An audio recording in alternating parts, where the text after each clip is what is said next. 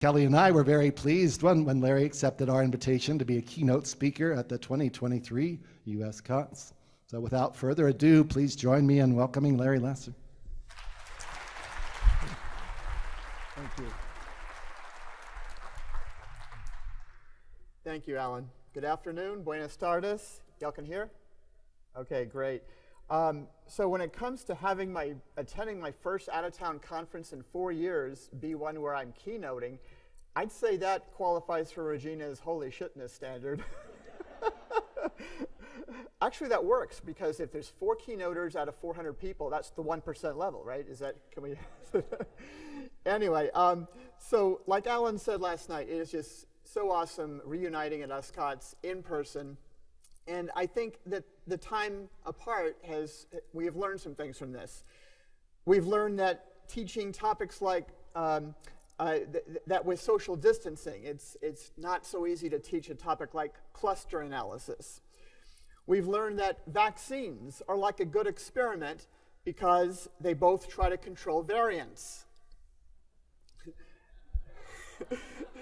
I'm in El Paso, so some of my edutainment is borderline, okay? It's like... and we also learned what the CDC told us is the recommended song to sing twice for hand washing. Who remembers that? Happy birthday to you song. Right, okay. I'm just curious. Raise your hand if you actually did that. Okay, not that many. And I get it. I totally get that, because you're thinking, why should I sing the generic happy birthday song twice when in the CauseWeb Fund collection there's a statistical birthday song that I only have to sing once, right? That's what you were all thinking, right? Okay, just checking. So what happened there? Okay. So before the pivot, we were anticipating our son's visit from college for spring break week, which of course turned into spring. And the timing of my teaching was very topical, because I was teaching courses and topics that students would have a whole new level of motivation to see the relevance of. And in fact, you may have seen this cartoon that came out that year of the relevance. Like, the students were saying, like, will I ever have to use this shit? Actually, that was the original word. They changed it to make it, PG or whatever. And so I wrote an article reflecting on doubling growth and the teaching of it. And so this quote here, that Americans might have heard on the news that the number of cases roughly doubled every 3 days, but didn't seem to realize that meant that in less than 3 weeks, that it would be more than 100 times that, right? And so there was really a variety of very interesting communication about the start of the pandemic. Here's an email that went to a Texas colleague's entire campus. There are over 200 counties in Texas that have no cases of COVID. Hey, maybe it'll miss us, right? So very interesting times.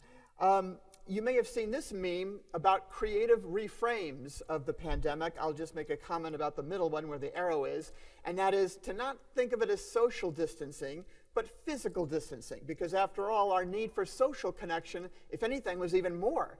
And the last USCOTS and ECOTS, of course, really went a long way to hit the spot for that. So we're very grateful for that. And so framing matters in a general way, but we're also going to see in a more statistical way. So there was a study that was done. I mean, I thought I was kind of on the ball, because I got myself ready to collect survey data in the fall of 2020 that ended up in the article just published at JSDSE. But this team somehow did a survey the first month of the pandemic. Like, wow, I was really, I was just trying to get through it, And they explored how the way exponential spread is communicated affects the way people underestimate benefits of mitigation. By mitigation, I mean, masking and social distancing and telecommuting and all those things. And so they did a survey of non-STEM majors, because they wanted people's intuition, not doing a calculation. And they assigned them randomly to one of 4 frames, which we can represent as a 2x2 table.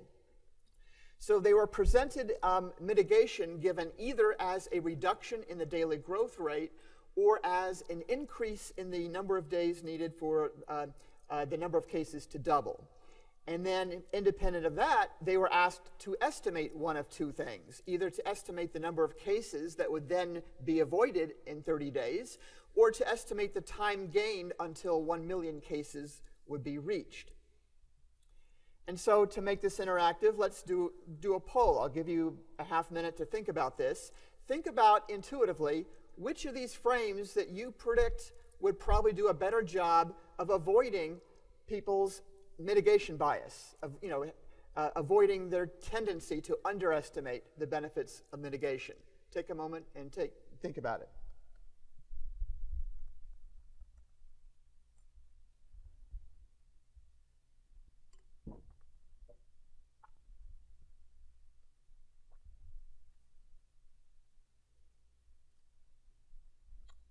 Okay, let's just take a vote, see if what people think. Raise your hand if you vote for A. Raise your hand if you vote for B. Raise your hand if you vote for C. And raise your hand if you vote for D. Okay, so it's pretty close, but I think there might have been I think D is actually the slight winner, and that indeed is the best frame. It turns out that the frame that combines doubling times instead of growth rates with the logarithmic perspective, it's named that because you have to take the log of both sides to solve for the variable, as opposed to the exponential perspective. So D is the best frame, and that's good to know. If you're trying to get people to take precautions, you should use the frame that's more likely to make an impact, right? So I just thought that was the most fascinating article, and to have that done so soon into the pandemic. I'm sure there's plenty of other articles out there that do similar things. So again, framing matters. There was an article by Vanderbliss who does an amazing job looking at a framework for communicating uncertainty. And the team classifies different types of uncertainty and this sort of thing. And they found that the particular graphical or numerical measures, summaries chosen to communicate that uncertainty can affect whether or not it is received as, the person's being really open and honest about what they don't know, as opposed to politicizing it to undermine that, they don't know what they're talking about. Look how, and this could be whether they just give a point estimate, or a point estimate with a qualitative assessment of what is unknown, or a point estimate plus a range, or versus a confidence interval. I mean, little details, little choices like that apparently make a difference. It was just fascinating to me. And so I haven't done this yet, but I plan to bring some of this into my teaching, and because it's not enough just to give people the tools. You want to discuss the pros and cons and the trade-offs of these measures and tools. Speaking of doubling growth, y'all get to be the first to see my latest contribution to the CauseWeb Fund collection. It uses real data and a bad graph, and it poses this question to students: is Dublin Dublin?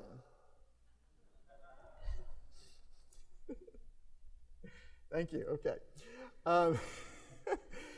And so it turns out 8 years ago, I taught about doubling growth on a children's TV show, having no idea that it would become such a major topic in a different way. And that was really an interesting experience. I mean, as you can see from the show, they had puppets, and they had this, Captain Rob in his spacesuit, and they had an onstage audience of first, second, and third graders ready to learn, and they had a band. You can't see the band in the photo. So here I am, the only one not in a spacesuit, as the featured guest to talk about something. But again, with young kids like that on a TV show, you can't just give a little lecture. It's all got to be in games and demos and activities and songs. And I even did a magic trick on this episode, which had a p-value of 3%. So that there's a holy shitness factor once again. That was an impressive trick. So it was a really different experience to do that. It was a lot of fun. I mean, they had us. I was on 6 different episodes, each one a different topic, and we taped 3 of them a day. So I would come up, and they made me bring 3 different shirts so I could change my shirt and pretend it's a new day now. I think game shows do that too, and they tape several shows in a day. And so that was a lot of fun. But I found myself thinking later, okay, but is there anything from this to apply to the regular teaching I do, or is this just sort of out there and totally different? And so I came up with like 4 things. In both cases, it forces you to sharpen your focus on what is the main point. In both cases of educating and being on a show like that, you want to find ways to make things interactive. You want to have a lesson plan that can adjust to the unexpected, because this show was recorded live to tape. Like, there was no do-overs. So if the host said something kind of weird, I just had to kind of do yes and run with it, like they do in improv, right? And also having that compelling opening hook to generate engagement.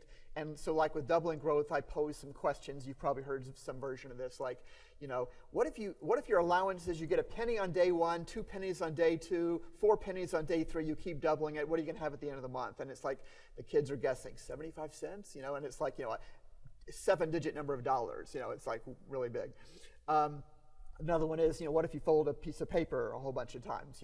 What does that turn into? Anyway, so as an example about opening hooks, there have been JSC pieces on setting the tone, counterintuitive examples, striking demonstrations, a lot of good stuff in those articles. But more generally, Barkley has other suggestions. You could start with a quote from someone famous, or tell a story, or show a statistic, give a contrarian statement. Actually, I do some of these things with the JSDSE article that just came out. I decided to do a video abstract for it because Taylor and Francis said we could. And so it's a 2-minute video that you can watch to decide if you want to read the 15-page paper. I hope you do. And I use some of these strategies in that 2-minute video. So if that 2-minute video doesn't grab you, then the paper's not going to do it for you. Posing a what-if question, taking a quick class poll. So these are just ideas for doing that opening hook. So my first Sci-comm experience goes back 3 decades. And back then, I was a grad student. Actually, raise your hand if you're a grad student. I'm curious. Where are the grad students here? Awesome. Thank you for being here at USCOTS. That's so cool. I wish they had had it when I was a grad student. Yeah. And so I was a grad student at UT Austin, and at that time, that's when Texas decided to launch its Lotto Texas, the state lottery.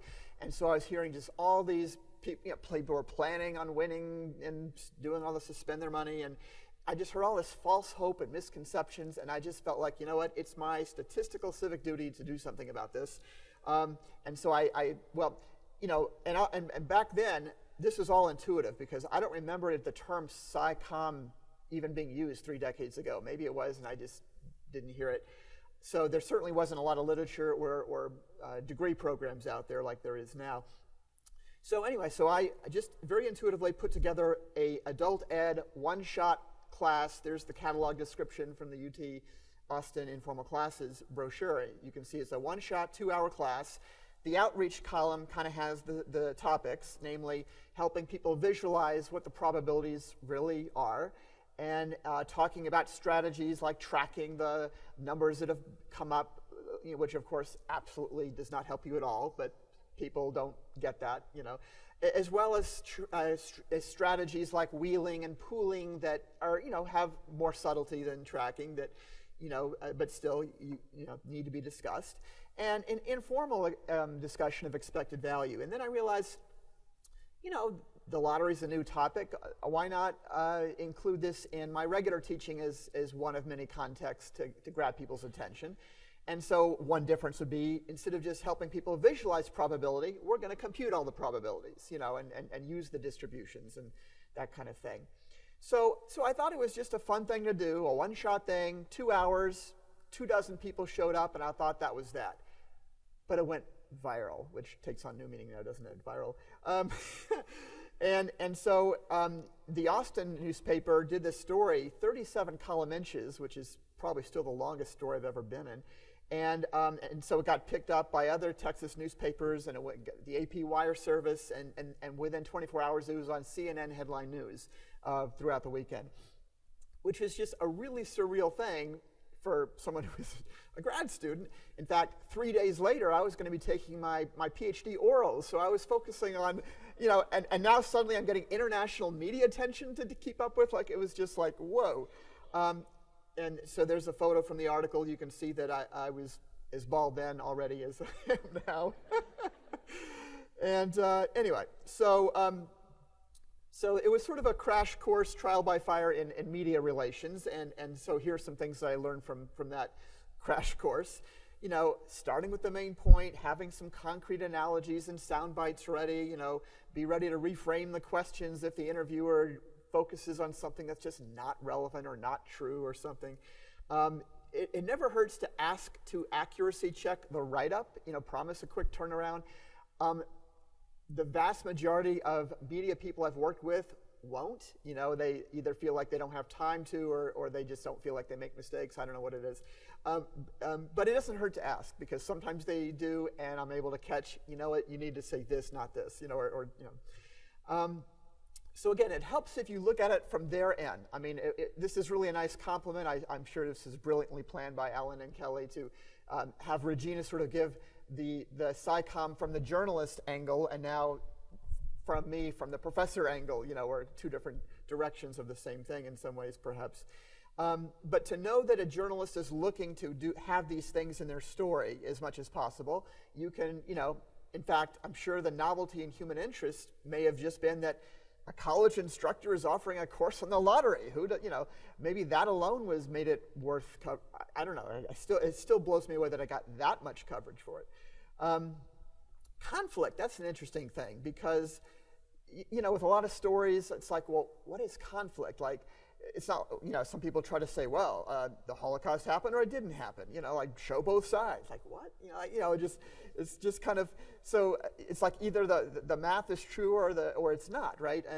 But this has come up. Like, I was interviewed for the grocery store magazine Real Simple. Has anyone heard of that?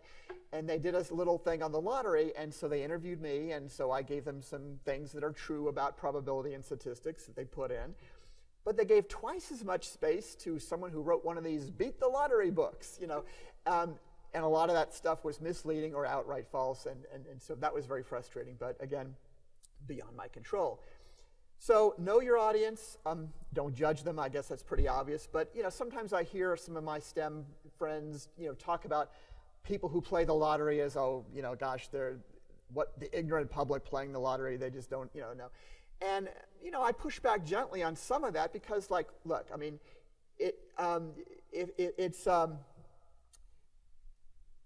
you know, like, if the reason that you, quote, shouldn't play is that on average you lose money, like the expected value is bad for you, well, then we should never, say, buy health insurance premiums, but we all do, right? So there's other things that matter, too.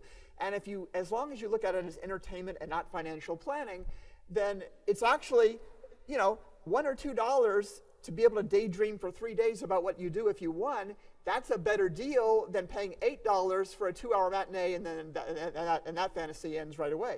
So just saying, there are some, you know, so I try to sort of empathize with both sides, so to speak, right? Okay, and the USCOTS textbook that I teach stat literacy from at UTEP actually includes lottery tickets as an example from the Kahneman framework. Again, framing matters. If you're framing things where it's a gain and not a loss, and a possibility, not a certainty, then buying lottery tickets is one possible example of why someone would do something, even if it goes against expected value considerations. So, and so I like having things like that in a textbook where we can talk about that with students, you know? Okay, so I talked about visualizing the probabilities, so let's do that. Because just like Regina was saying, it really helps to have concrete numbers, like whole numbers, and not like percentages and rates all the time. I totally agree. And so coming up with some concrete numbers was like a fun creative challenge. So the probability of winning Lotto Texas is 1 in 26 million, which I know sounds pretty daunting, but that's more than 10 times easier than Powerball or Mega Millions. So it's all relative, right? So think of picking one particular sheet of typing paper from a stack 1.6 miles high, or 1 inch on the road from El Paso to Phoenix, you know, or 1 minute in a half century. And, you know, I share some of these with my students and then invite them, let's see what you come up with. I mean, it's a great creative challenge to come up with something that's tangible, concrete, nice numbers, and so on. And one of them said, well, it works out that it's like picking one particular pixel from 13 high-definition TVs worth of pixels. I like that. That was really good. So now I include that in the slide. And another one that really kind of hits home for people is, well, you'll win once on average if you buy 100 tickets every week for 5,000 years, you know. And again, that's the easier Texas lottery, so you can imagine what these numbers would become for the harder lotteries. Now, when the jackpots get big, I get an additional wave of media attention, not CNN again, but other local, regional, and national outlets will call me and asking for, and a lot of the questions I can kind of predict. They come up over and over again, like, what's the chances of winning? Are there strategies to increase the chances? And here's where they get into the human element, like, do you ever play? Have you ever won? Like, they really want to know for some reason. And it's like, I'm thinking, okay, if statisticians had a secret strategy, wouldn't we see headlines like, statistician wins again? For that matter, we don't see the headlines that say psychic wins again either, right?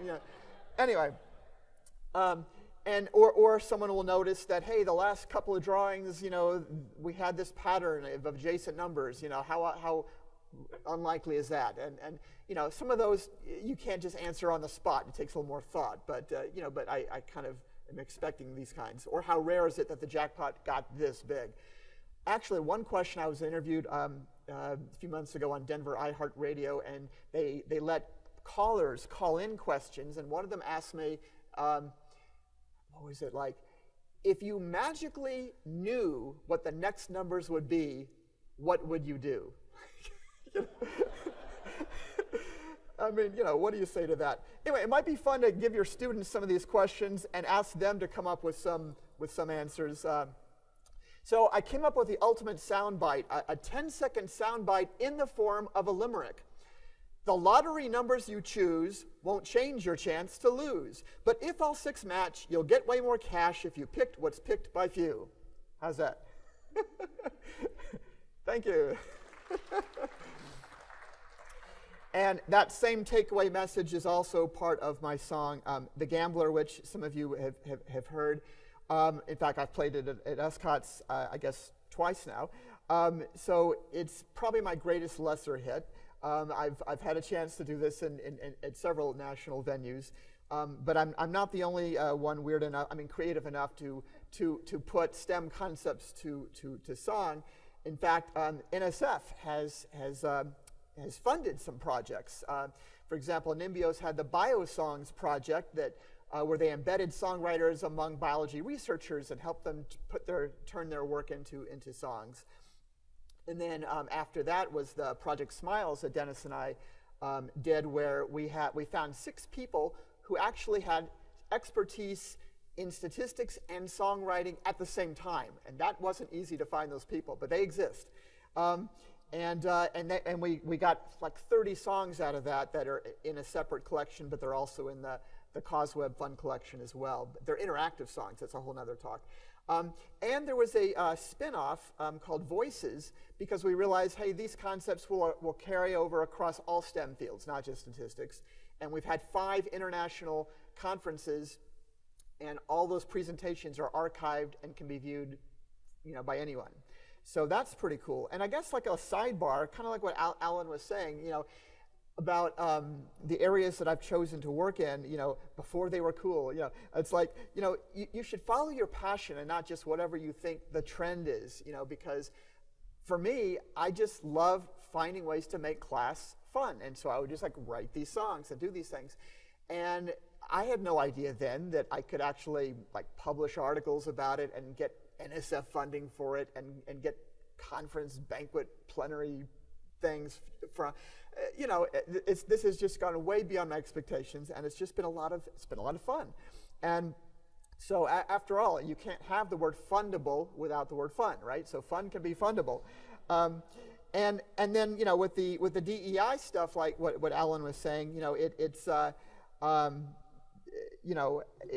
me it's just what I felt like was the right thing to do, to look into that. And little did I know that there would be things like, Me Too and George Floyd and events that would sort of make everyone wake up to, we need to be doing more DEI stuff, And of course now there's the fresh challenge of certain parts of the country are trying to ban DEI, and so, but again, here's where framing comes into it, because there's a way to frame DEI with like a curb cut effect. Hey, this is good for everybody. It's not just, you know, someone with a certain political belief. You know, this helps everybody, and so there, we need to do a better job of making that case, I think, and not just, you know, trying to outvote people to get our way or something. So I've actually been a songwriter now for 4 decades, which I still don't believe. 3 of those decades include writing STEM songs. And so in preparing for this talk, I just found myself reflecting, is there something about being a songwriter that very tangibly informs like how I teach, beyond just literally bringing a song into my teaching? You know, is there a more metaphor about this? And so I would say yes, that songwriters and educators have to think about grabbing attention with that hook, with the story, to plan the trajectory of a song or of a concert. You know, you start gently. You don't give your toughest or most intense song first. You know, you start off with a, hey, how you do? My name's Larry, kind of song, you know. You have to think about when should a material, whether it's a song or a mini bit of lecture, when does it need to be set up by giving them a heads up and a scaffolding and a framing, or when do you just dive in and just grab them and then debrief it later so they get sort of a fresh reaction to it? Think when and how to incorporate humor. Try to use concrete specifics and simple words. However, with simplicity, I want to say a caveat or some pitfalls, because simple ain't always simple. Because there are certain everyday words like spread that if you use those in stats class may cause or reinforce misconceptions, as Jennifer Kaplan's team has found. Because when you spread, whether it's butter or whatever, you're thinking of things that are sort of smooth and not bumpy, and so you're focusing on sort of the verticalness of the bars instead of the dispersion horizontally, which is the dimension you should be focusing on, right? Also, phrases could have nothing but simple words in them, like in the long run. All 4 of those words are among the 1,000 most commonly used words in the English language. And yet that phrase as an entity can be idiomatic and not recognized by everyone, especially people who are newer to English. And so in the long term would be a better use, because again, run, we're not literally running, you know. Another type of example of a pitfall with simplicity is that assignments like, and I'm sure, you know, I must have done this at the very beginning of my career also, but, you know, things like, you know, having students explain a concept as if talking to your grandma, you know, when they mean, you know, as if talking to a novice. That's what they mean. But they just say this to make it feel like it's a more simple or homey analogy. But doing that, of course, communicates things that you don't intend, namely ageism and sexism, right? A nice anecdote to that is from Ray Levy. She has a blog called Grandma Got STEM. And yes, it has some statisticians in it. We need to add more to it, though. And so song is really just one of many forms of edutainment, which is, again, a portmanteau of education and entertainment. And the ones in red are the forms that are in the CAUSEWeb. Did I say there's a CAUSEWeb fund collection? Yeah, I did. And so we have 13 different modalities of fun in the collection already, always looking to add more to them. Also, always on the lookout to have the collection become even more useful to people by getting some volunteers to help with annotating or rating the items so that people can find the best ones more easily. You know, if everyone in this conference just rated like 3 of them, then we'd be covered, wouldn't we, Dennis? That would be the easy way. Okay, so what are some key edutainment resources in Stat Ed? Of course, there's the Fun Collection, which not only has literature and some usage guidance, but it now is up to some 1,000 odd items. Some of them are pretty odd, actually. We also have had a Study Fund research team or cluster since 2009. In fact, if you have been part of that team any time since 2009, could you raise your hand so people can see? Awesome. Thank you. We've had about like 20 people probably or more in doing that.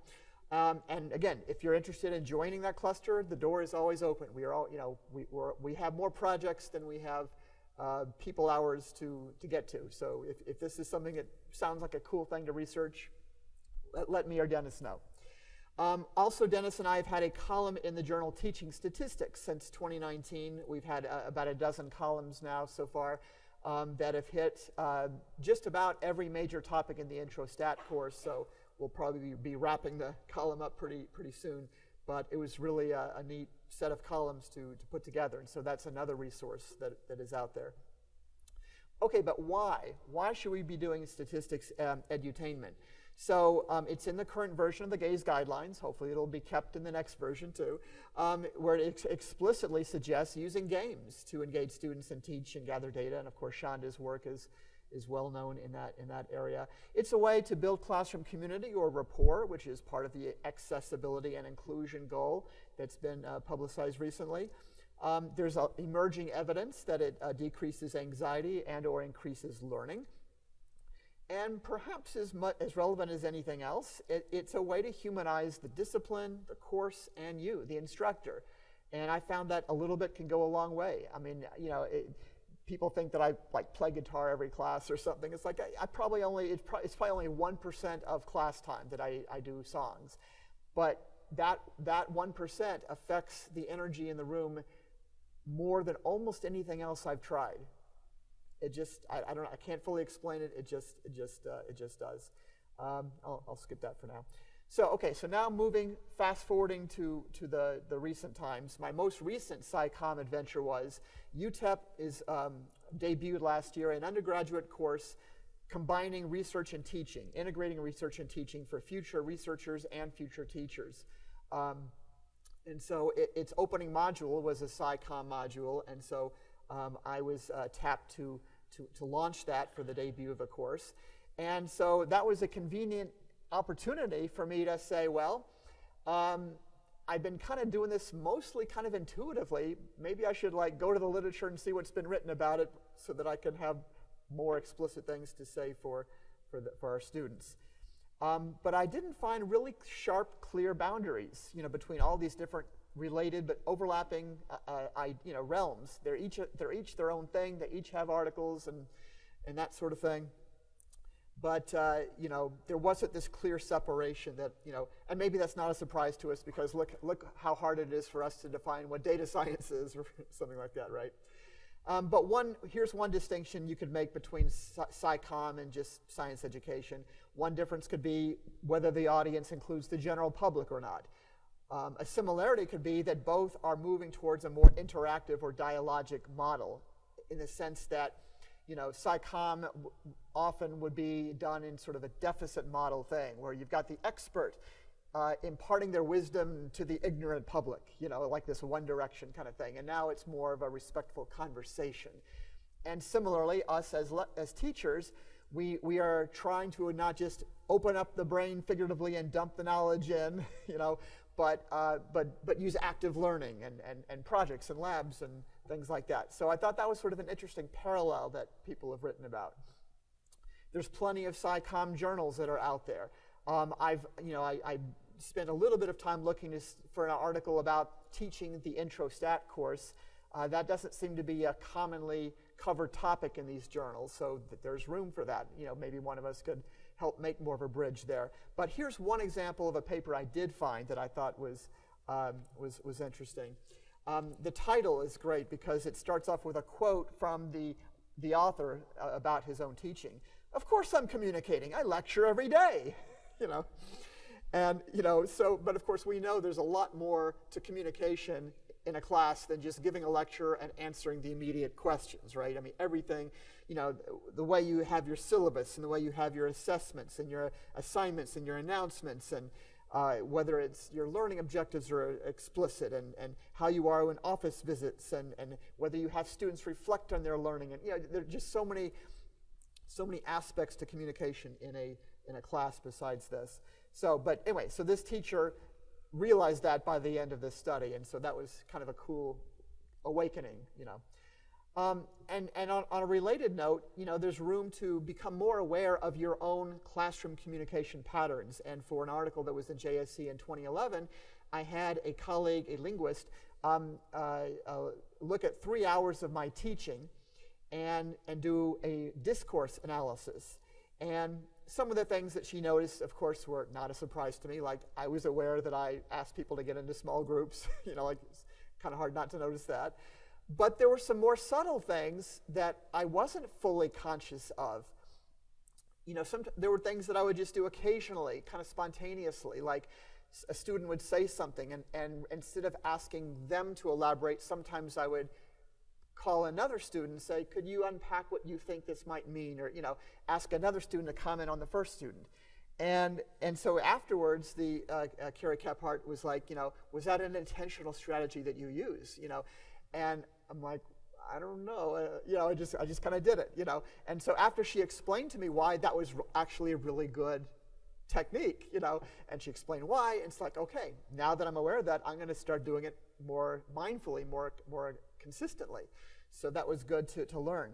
Also, the last sentence there, notice whether you're speaking after every student. In other words, so in some classes, if you mapped it out, it would be like student A says something and then you comment. Student B says something and then you comment. Like, everything is always going through you to validate something about it. But what if you held yourself back for some of that and let other students comment on each other before you said something new? It sounds like a small thing, but those small things can make real big differences in the energy of the room. So that's something that I learned. I looked to see what disciplinary communication resources there are. Again, all this is on the handout you're going to get in a second. So there's some examples from the ASA and related places. And I looked at math as well. NCTM has some stuff, and the AMS has a page. Here's a piece from the Amstat News. Manchart talks about flipping the paradigm for communicating in statistics and data science. And because the traditional pyramid or triangle on the left there, is kind of a chronological thing. You start with the background, and you finally get to the results at the end. And she's saying, no, we need to flip that. We need to start with the bottom line decision and the results, and then finally end up with things like the background. And again, it's a small change just to do that one flip, but it makes a huge difference. And I actually took a journalism class in high school, and about the only thing I remember from it is there actually is this thing in journalism called use an inverted pyramid, where you have like the lead. The most important thing has to be first, and then every subsequent point is less and less important, so that if the publisher or editor had to shorten your story after you went home for the day, they could just chop off from the bottom and the rest of it would still work. So that's an interesting way to look at it, interesting parallel. Okay, time for another interactive poll here. Al tells us, if you can't explain it simply, you don't understand it well enough. Raise your hand if you disagree. Raise your hand if you agree. Okay, I'd say agree carries that. A similar quote is from the educational psychologist Jerome Bruner, who basically says you can teach anyone anything if you do it right. And so that led me to this collection by the magazine Wired. They have a collection of 23 videos explaining each topic at 5 increasing levels of complexity, and I just was fascinated by this. I just love this. So here's like a screenshot of the the website, and of course I'm scanning it, looking for, come on, statistician. Oh, they don't have a statistician. Data scientist? No. Okay, closest thing I found was there was a computer scientist talking about machine learning. Okay, I guess that's data science. So at least we have that. And so Hilary Bowen was the computer scientist, and you can see she's got a picture book of cats and dogs, and she's speaking to the first level, the young child, and talking about how we're showing lots of pictures to be able to tell the difference between when it's a dog, when it's a cat, and then she would say, okay, now what about this animal? And it was like a jackal, which we know is in the dog family, right? To see how the child would classify it. And so in that research and teaching integration class that I was part of, the students were given their own 5 levels assignment, where they got to choose a topic that they were comfortable doing in 5 levels. So they got to pick their topic, and they had to speak for about 3 to 5 minutes on each level. So they really kind of mimicking the structure of those videos, and that really created a nice foundation in the course. And so that's something that you could consider doing for a topic in statistics. I think it might be a really interesting thing to do. And by the way, just sort of the verticality thing, because some people might be, for some people, 99% of their teaching is like the same Stat 101 class, and they do that. That's what they do every year. That's what they're assigned to do. But having more of a sense of how you would explain the same topic at an earlier level and at a later level makes even your teaching at the level you teach better, because you're able to first have more of a sense of where they've come from, how they've learned it already, and you can give them a sense of, and here's how it's going to generalize or get deeper later. You can give them a heads up on what's next. Okay, so I'm going to skip over this to save time. So related to simpler level is briefer. And as Alan said when introducing the 5-minute talks, briefer is not necessarily easier by any means, but it's worthwhile. It's worth doing. You learn by doing that, by having to fit that format. In fact, I think that's why I've always been drawn to like songs and poems, because to be able to take the essence of something and make it fit a really small, tight form, it just requires you to just really dive into something to do that, and it's hard. I can't just always write a song on demand about something, but when you pull it off, it's really cool, and then you've got this nugget that is just this compact, powerful thing you can just take with you, So, we're used to giving hour-long colloquiums, but, when you give a JSDSE webinar, the prepared part is more like 20 minutes. So that's sort of one level of shrinking. A lot of universities, including UTEP, have a 3-minute thesis competition where grad students, hear that, grad students, have to explain their thesis to broad audiences in only 3 minutes. That's not easy to do. Again, I mentioned that I did a 2-minute video abstract of my latest JSDSE paper. There are elevator pitch competitions ranging from 30 seconds long to 90 seconds long, depending on the length of the ride, which has its ups and downs. Also, one thing I've done is a radio script where I was limited to 75 seconds. So I'll show you briefly what that was. It was the local NPR station in El Paso that had, they do things on regional, cultural, and natural history. And I noticed you don't have a category of statistics and math in your collection of shows. So, of course, I had to create one and write most of the episodes for that. But again, this would be a nice thing for you to assign your students. You give them the constraint. It's got to be 150 words. That'll keep you within the 75-second thing. Can't rely on visuals. Got to work for general audiences, and they can't have to use a calculator because, like, they're driving while they're listening to this, right? So that's a fun challenge. You can also communicate your stat ed research at multiple levels, okay? So as Alan mentioned, I've done stuff with DEI, and one of the DEI topics I've done is Spanish-speaking emergent bilinguals and how they learn statistics. And so the first big paper on that we did was in 2009 in Surge, and that was a really long 28-page paper for researchers. But this is important stuff. It deserves to be known by not just fellow researchers, but by everyone, right? So I took the recommendations for teaching section of the research paper and wrote it in a teacher-friendly way and published it a couple of years later in Statistics Teacher Network.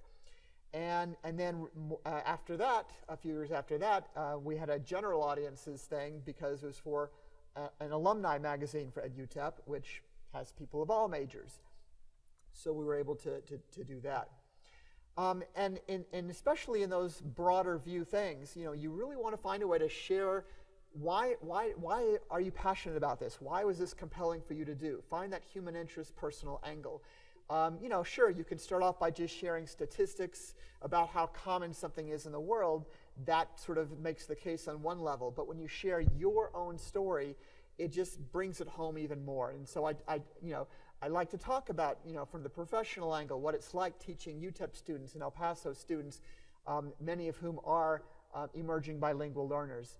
I know the literature that I published in, we often would say English language learners, but it's considered more asset-based and therefore better practices to say emerging bilinguals, focusing on their strengths, more like that. And then on a personal note, I've kind of had my own counterpart to an emergent bilingual experience by marrying into a family that is far more Hebrew and Jewishly literate than I was raised. And so that's a whole nother talk, though. I like to also try to cultivate empathy by giving people a demonstration, because if you're not fortunate enough to live in a city like El Paso where you see it all around you, it may be hard to relate to, well, what's the issue? Why is this hard? And so here's an example. Here's a problem. You might recognize the language, or you might recognize the language but still not be able to tell. Take a moment, see if you can tell what the question is asking.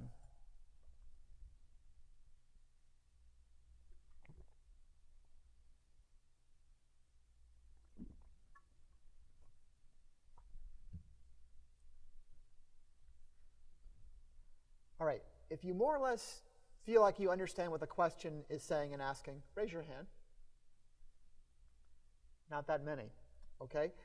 Just as important is to be aware metacognitively of what strategies you found yourself using to try to access the problem. For example, maybe you found some words like these that look very similar to an English word, and therefore you were hoping would actually be those English words. That's not a foolproof strategy, by the way, because look at the last word. If I looked at that, I'd probably think that looks like contain. I'd be wrong, though. It turns out it means like compute. The language, by the way, is German, and here's the translation of the problem. I've done exercises where we do this with other languages besides German, and it's very interesting. Like there's a progression where you first show it in like Korean, and then German, and then Spanish, and then English, and you can see people start to get more and more of the problem as the language gets closer to a language they know. Anyway, they have empathy after that, and they can see, wow, this is what it feels like for my students sitting there just not quite being able to follow what I'm saying. It's frustrating, Beyond multiple levels, there's ways to communicate in new ways or forms. I talked about the video abstract. Taylor and Francis also offered a cartoon abstract option for the Journal of Mathematics and the Arts. I had a math lyric article there, and so that was fun. They even got the balding professor figure right, kind of. And I like the bottom panel of that.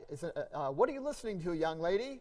Math, because that brings up like another framing thing. If you're a teacher or a parent, you're more likely to approve the question, may I learn stats while listening to music, as opposed to, may I listen to music while learning stats? See, you can, anyway. By the way, sometimes comics have the backing of government, like Indonesia's statistical agency has this campaign to educate the public about big data. And so I think it's kind of cool that we have the government behind that. I mean, so maybe there's a way to kind of do some more of that. I came across, looking at some of Regina's work, she wrote some comics on courtroom science, really cool stuff. A lot of ways to do that. Here's a quick thing that I came across of, a ways to make posters more streamlined, because you could just be walking past a row of posters and get the gist of each of them without stopping if they're written like this, where there's one sentence takeaway in bold, and if you want the details, then you can go for the QR code or something like that. I actually saw some posters do an approximation of that, as opposed to posters where they are expecting you just to park yourself for a full 5 minutes and read. So it's an interesting concept to really just see what happens when you just boil it down, Okay, so I want to end with some action items that we can all try. So again, you can think about ways to analyze the communication patterns in your class.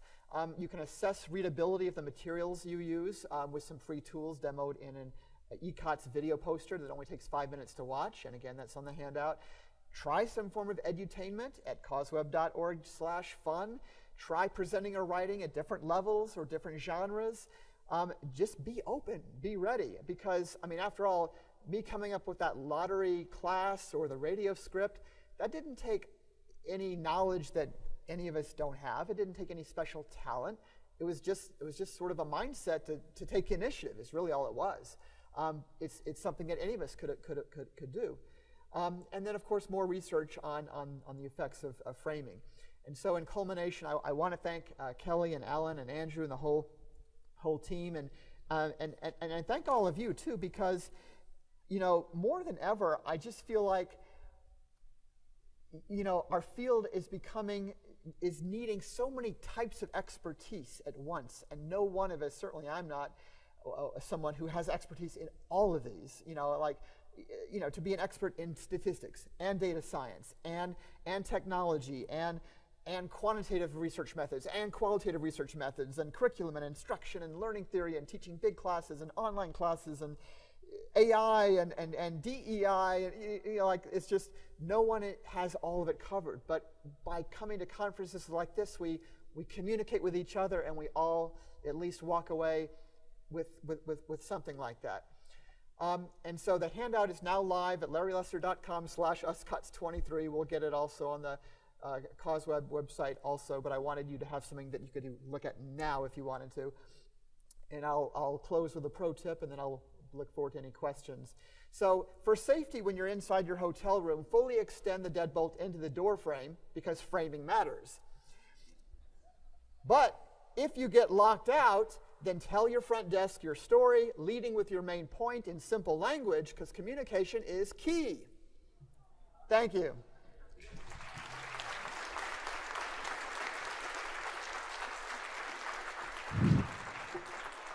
Thanks very much, Larry. How about a question? We'll do the same thing as this morning. If you have a question, raise your hand. I'll call on you and ask you to speak loudly.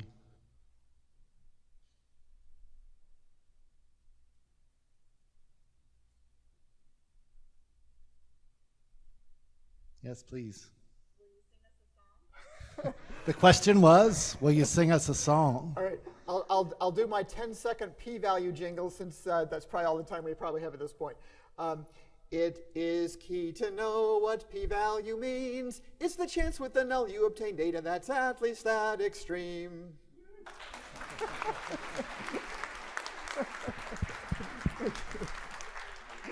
Great question. We do have time for one more. Yes.